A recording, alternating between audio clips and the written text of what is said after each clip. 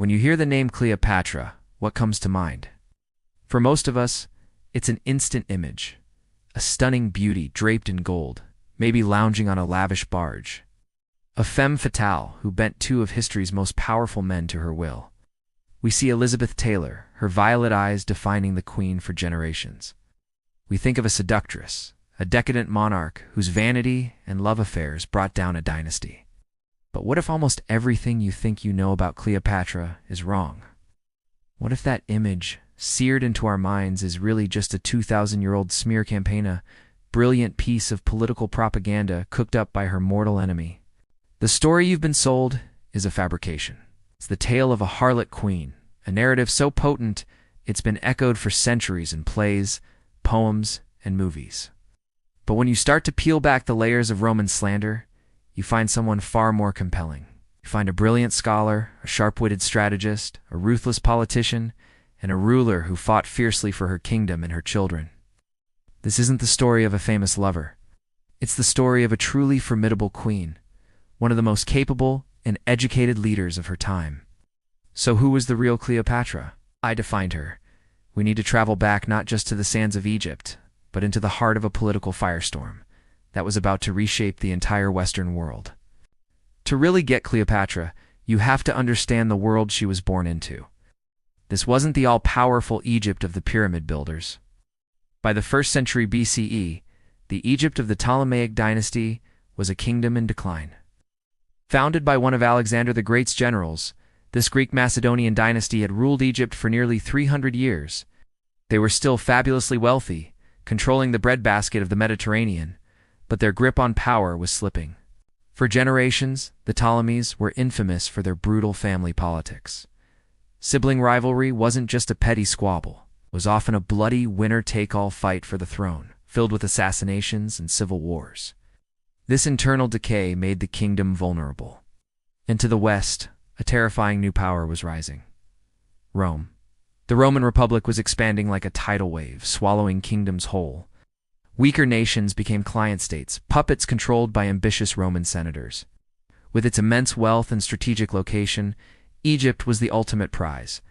The Ptolemies had survived by playing a dangerous game, acting as Rome's personal bank and grain supplier in exchange for a fragile independence. But everyone knew it couldn't last. The Roman shadow grew longer every year. This was the world a teenage Cleopatra inherited in 51 BCE. She was just 18. Her father, Ptolemy XII, had been a weak ruler, so despised for bowing to Rome that he was nicknamed Aulitz, the flute player, a jab at his perceived lack of kingly virtue. He'd spent his reign bleeding Egypt's treasury to bribe Roman officials, and was even temporarily exiled by his own people. He only got his throne back with the help of Roman soldiers, putting Egypt even deeper into Rome's debt. When he died, he left his crumbling kingdom to Cleopatra and her 10-year-old brother, Ptolemy XIII. As was the tradition, the two were married and made co-rulers. But this was no fairy tale. The court in Alexandria was a viper's pit of scheming advisors and generals, all scrambling to control the young boy king. They didn't see Cleopatra as their queen. They saw her as an obstacle. She was intelligent, strong-willed, and actually interested in governing. They quickly moved to push her aside, turning her brother against her. Within a few years, Cleopatra was forced out of Alexandria and into exile. For most people, that would have been the end. But Cleopatra wasn't most people. Even in exile, she didn't give up. She started raising a mercenary army, ready to fight for her throne. She knew that power wasn't just inherited, it had to be seized. She knew that the real power wasn't in Alexandria, it was in Rome. Her chance to reclaim her kingdom would come with the arrival of one man who would change her life and history forever. This is the most enduring myth, Cleopatra the Seductress. The story is iconic. We picture her as a vixen of unmatched beauty, using her body as her main weapon. She captivated Julius Caesar, the most powerful man in Rome, with a grand theatrical entrance. The legend says she was smuggled past her brother's guards, rolled up in a luxurious carpet, and unfurled at Caesar's feet, was instantly hooked. Years later, she supposedly used a similar trick on Mark Antony. The ancient writer Plutarch describes her sailing to meet him on a magnificent barge with a gilded stern and purple sails. dressed as the goddess Venus while being fanned by boys dressed as cupids. The spectacle was so stunning that it drew the whole town to the shore, leaving Antony sitting all alone in the marketplace. These stories are fantastic, but they're almost entirely propaganda. This narrative wasn't born out of admiration. It was a political hit job crafted by her greatest enemy, Octavian, Caesar's adopted son. Let's rewind to her meeting with Caesar in 48 BCE. Cleopatra was desperate. Exiled by her brother's advisors, she needed Caesar's help. Caesar had just arrived in Egypt chasing his rival Pompey. He was the undisputed master of the Roman world. Cleopatra knew she couldn't defeat her brother's army alone. She had to get to Caesar. The story of her being smuggled past enemy lines is probably true, but the detail about a fancy carpet is a later invention. More reliable sources say she was bundled into a simple laundry sack or bedroll. It was an act of raw courage and desperation, not theatrical seduction. It was a gutsy move by a clever political operator. And what did Caesar see when she emerged? Not just a young woman, but the rightful queen of Egypt who could offer him the one thing he desperately needed: money. Caesar was broke from the civil war, and Egypt was incredibly rich. She wasn't offering him a night of passion. She was offering a political and financial alliance. She'd get her throne back with the help of Roman swords, and he'd get the funds to pay his soldiers. It was a strategic partnership. Their relationship did become personal, and she gave him a son, Caesarion. But for the Romans, this was a scandal. When Cleopatra visited Rome, Caesar placed a golden statue of her in the temple of Venus Genetrix, an act that horrified the conservative elite. They saw her as a dangerous foreign queen, corrupting their leader with her exotic ways. This fear was weaponized after Caesar's assassination. The Roman world plunged back into civil war, this time between Caesar's heir, Octavian, and his top general, Mark Antony. Cleopatra allied with Antony. Again, this was a strategic move. Antony controlled the Eastern Roman territories and could protect Egypt. He needed her wealth to fund his invasion of Parthia, Rome's great enemy. They even minted coins with both their faces on them, a clear declaration of a power couple. But back in Rome, Octavian launched one of history's most successful smear campaigns. He didn't attack Antony as a fellow Roman. That was too risky. Instead, he attacked Cleopatra. He painted her as a foreign sorceress who had emasculated a great Roman general with sex and magic.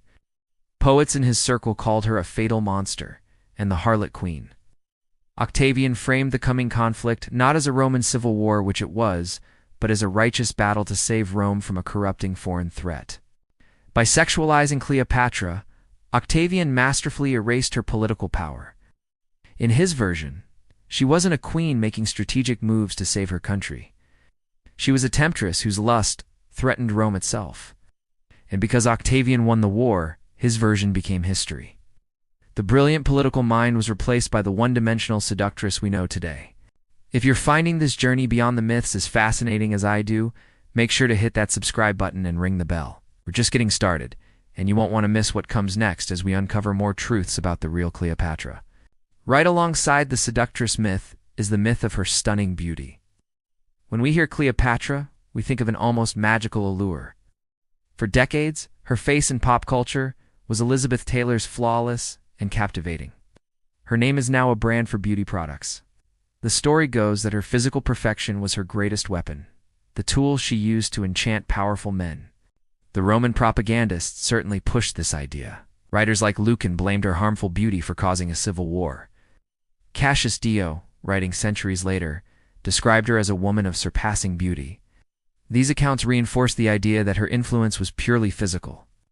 After all, if she could lead great men astray, she must have been gorgeous, right? But what does the actual evidence from her time tell us? It's something very different. The most direct evidence we have of Cleopatra's appearance is from coins minted during her reign. And the portraits on these coins are striking, but not for their beauty. They show a woman with a prominent hooked nose, a sloping forehead, and a sharp chin. These are the features of a strong, almost severe-looking ruler, not a Hollywood bombshell. Now, ancient portraits were a form of messaging, not photographs. These features might have been exaggerated to project strength and link her to her ancestors. Still, they're the closest we have to a contemporary image, and they clash with the legend. Even ancient writers closer to her time suggest that beauty wasn't her main asset. The most telling account comes from the biographer Plutarch. He wrote about a century after her death and gave a much more nuanced picture. He says plainly, "For her beauty, as we are told, was in itself not altogether incomparable, nor such as to strike those who saw her." Let that sink in. The most famous biographer of Cleopatra says she wasn't a showstopper. So if it wasn't her looks, what was it?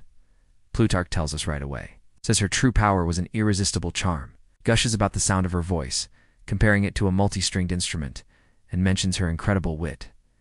He says her conversation had a sting. This is where her real allure was, in her charisma and her incredible intellect. She was a brilliant and persuasive conversationalist. This wasn't someone who just looked pretty. This was someone who could hold her own in any debate, with anyone. Her real seduction was intellectual. Imagine this queen, fluent in multiple languages, debating philosophy or military strategy with the most powerful men in the world. It's a far more dangerous weapon than a pretty face. The Romans, especially Octavian, had every reason to reduce her to her looks. It was much easier to sell the story that Antony was bewitched by a beautiful face than to admit he'd allied with a brilliant and powerful foreign queen who was his political equal. The myth of her beauty served the same purpose as the myth of the seductress. It was designed to deny her intelligence and legitimacy. So was Cleopatra ugly? No, that's not the right takeaway either. She was likely a striking woman with a commanding presence.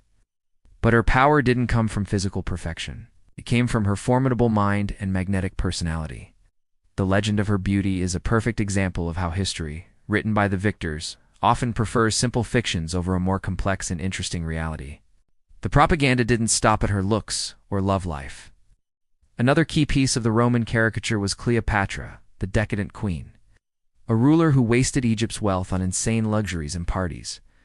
The most famous story is of a bet she made with Mark Antony to host the most expensive dinner in history. After a lavish feast, Antony thought he'd won.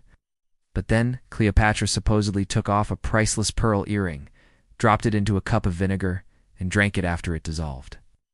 This act was meant to show a ruler so wasteful she would literally drink a fortune. Her court was portrayed as a place of non-stop partying. She and Antony were said to have started a drinking club called the Inimitable Livers, spending their nights in drunken debauchery. This image fit Octavian's narrative perfectly. While he was working hard to restore order in Rome, Antony and his foreign queen were wasting their time in a drunken stupor. It painted a picture of a ruler unfit to govern. Once again, the reality is far more impressive. While Cleopatra certainly knew how to use spectacle for political effect, she was anything but a lazy ruler. For the 22 years she was on the throne, she was a hands-on administrator who worked tirelessly to improve her kingdom. First, let's talk about her education. Cleopatra was one of the most educated women of her time, schooled in mathematics, philosophy, and astronomy. But her most remarkable gift was for languages. The Ptolemaic dynasty was Greek, and for nearly 300 years, they hadn't bothered to learn the language of the people they ruled. Cleopatra was the first and only one in her dynasty to speak Egyptian, and she didn't stop there. Ancient sources say she spoke at least 9 languages, including those of Ethiopia, Arabia, and Parthia. This wasn't just a hobby, it was a powerful tool of diplomacy. It meant she could speak directly to ambassadors and her own diverse subjects without needing an interpreter, giving her a huge advantage. Her administrative skills were just as sharp. When she took power, Egypt faced economic instability and famine. Early in her reign, a drought caused the Nile to fail, leading to food shortages. Cleopatra responded by opening the royal granaries and distributing food, an act that saved thousands of lives and won her popular support. She was also a savvy economic reformer. She stabilized the currency and implemented reforms to align it with the Roman denarius, which made international trade much easier. There's even a surviving papyrus document, a royal decree on taxes, with a note written in Greek that says, "Make it so." Many experts believe this is Cleopatra's own handwriting, a tantalizing glimpse of her direct involvement in running her kingdom. She managed a vast economy, and under her rule, Egypt was a hub of commerce. Even her extravagant displays were calculated political theater. Arriving on a magnificent barge dressed as a goddess wasn't just for fun. It was a power move. It was a way of showing she wasn't some minor client queen. She was the immensely powerful ruler of a rich kingdom, and equal to any Roman. For over 2 decades, Cleopatra successfully navigated treacherous politics, managed a complex economy, and kept her people loyal. She was a workaholic and a gifted administrator. The Roman myth of the lazy, party-loving queen was just that, a myth, designed to hide the truth about a dangerously competent rival. The end of Cleopatra's life is as legendary as the beginning. It's a story of love, loss, and suicide. After their devastating defeat at the Battle of Actium in 31 BCE, Antony and Cleopatra fled back to Alexandria. Octavian's armies were closing in.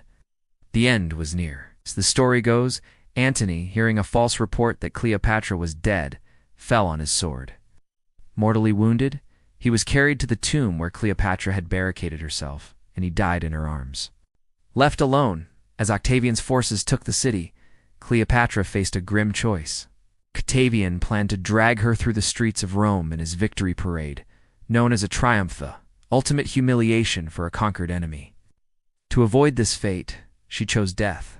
In the most famous version, a servant smuggled a venomous aspan Egyptian cabrew to her in a basket of figs. Dressed in her royal regalia, she allowed the snake to bite her, dying as a defiant queen.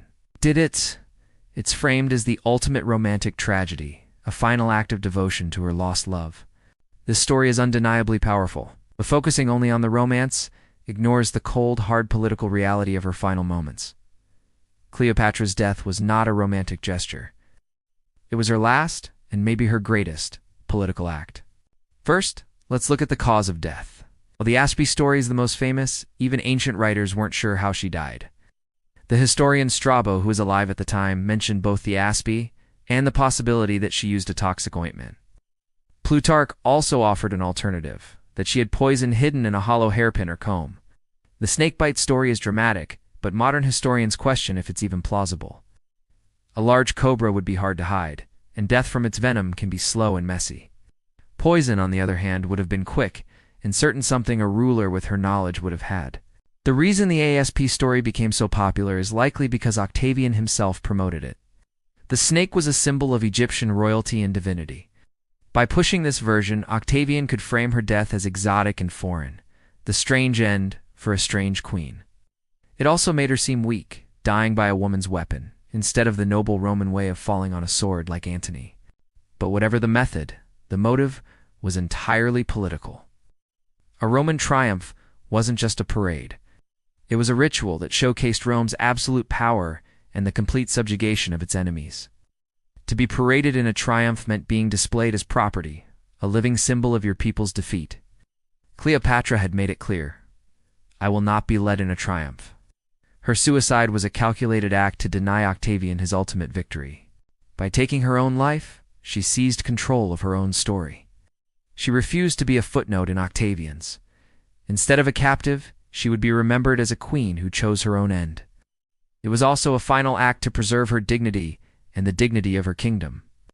She died dressed as an Egyptian queen, likely identifying with the goddess Isis, a role she had cultivated her entire reign.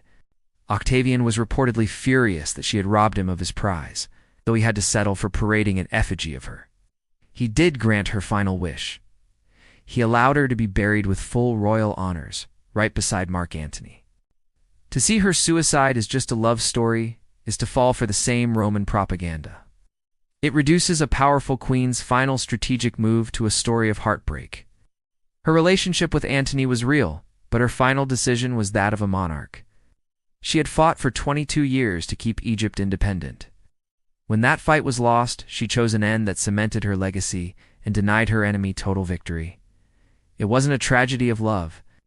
It was the final, defiant act of a queen who refused to be conquered.